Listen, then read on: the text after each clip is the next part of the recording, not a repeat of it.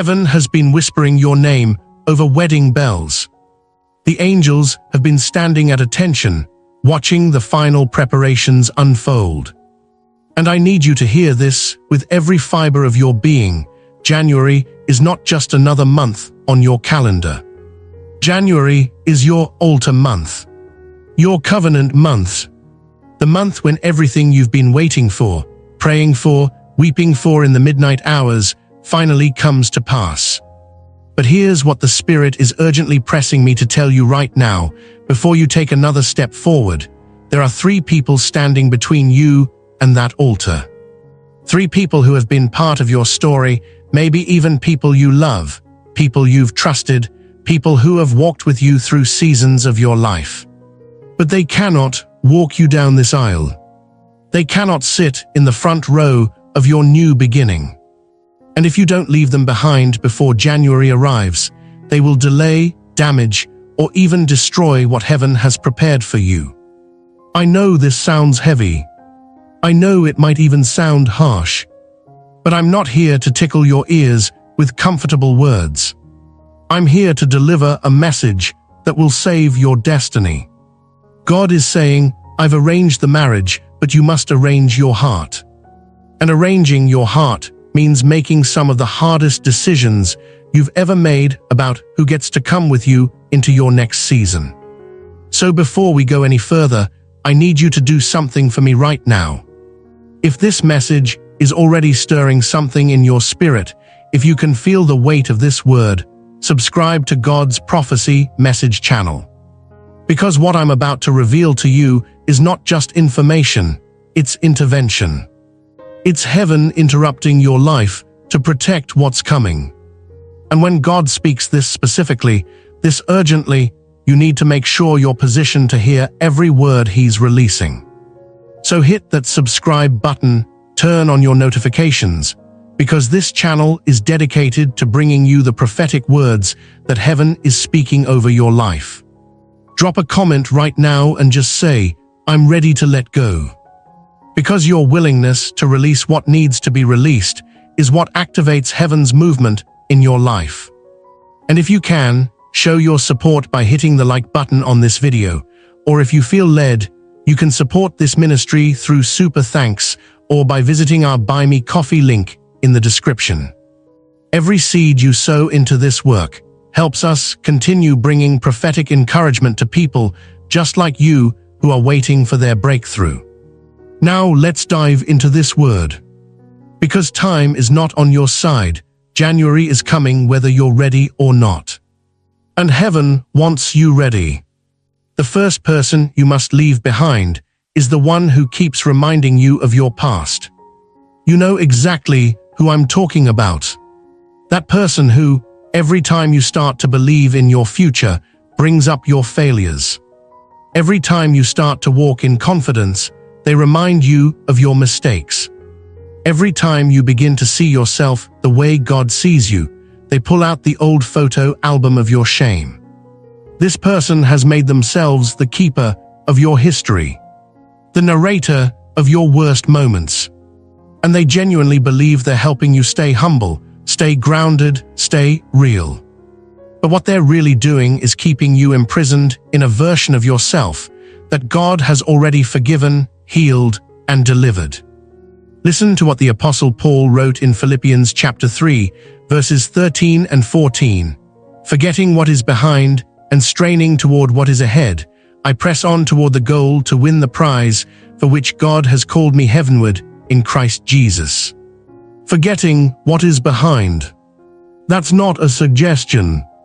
That's a requirement for forward movement.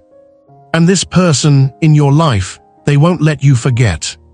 They keep bringing up the relationship that failed 5 years ago.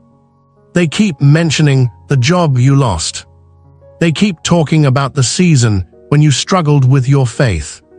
They keep resurrecting the version of you that God buried.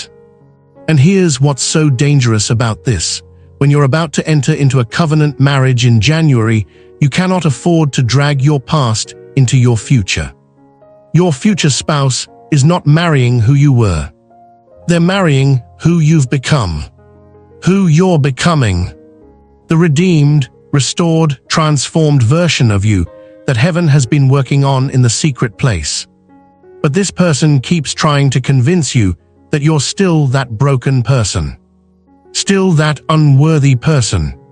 Still that person who doesn't deserve the miracle that's coming. Think about the story of the woman caught in adultery in John chapter 8. The religious leaders dragged her into the public square, threw her at Jesus' feet, reminded everyone of her sin, demanded that the law be enforced. They were the keepers of her past, the narrators of her worst moment. They wanted her defined by her failure forever. But Jesus said, "Let any one of you who is without sin be the first to throw a stone at her." And one by one, they dropped their stones and walked away. And when they were gone, Jesus asked her, "Woman, where are they? Has no one condemned you?" She said, "No one, sir." And Jesus said, "Then neither do I condemn you. Go now and leave your life of sin." Jesus didn't deny her past. He didn't pretend it didn't happen. But he refused to let her past define her future. He gave her permission to leave it behind and walk into a new story. And that's exactly what heaven is giving you right now, permission to leave behind the person who keeps reminding you of your past. Because they're operating in the same spirit as those religious leaders.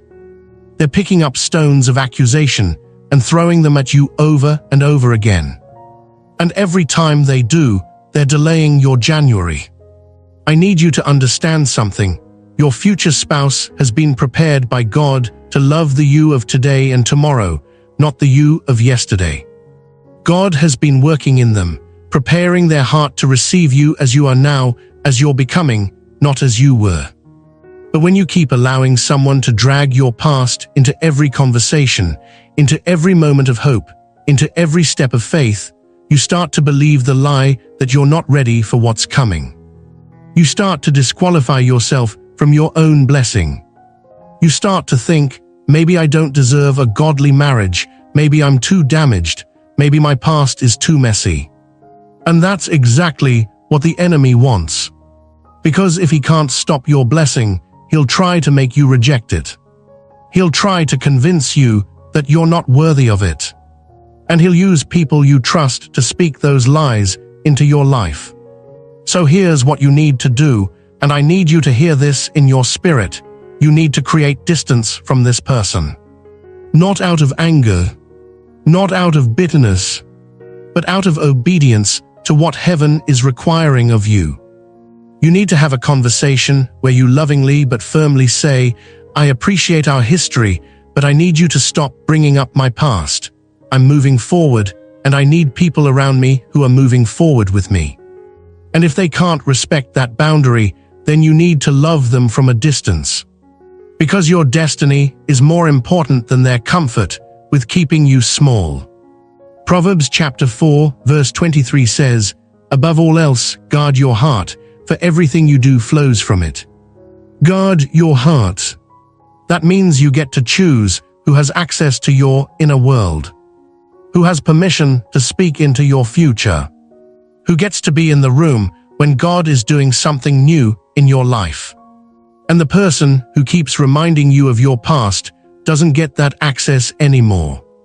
Not because they're a bad person, but because they're not aligned with where God is taking you.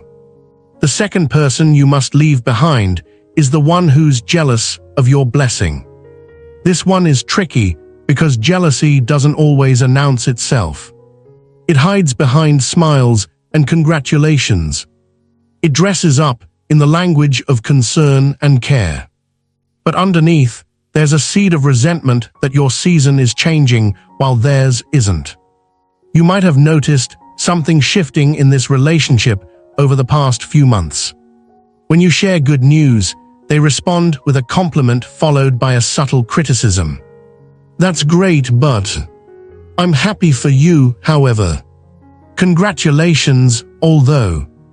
They can never celebrate you without qualifying it, without adding a disclaimer, without inserting a reminder that maybe it's not as good as it seems. When you talk about the prophetic words you've been receiving about your marriage, they immediately bring up all the reasons why you should be careful.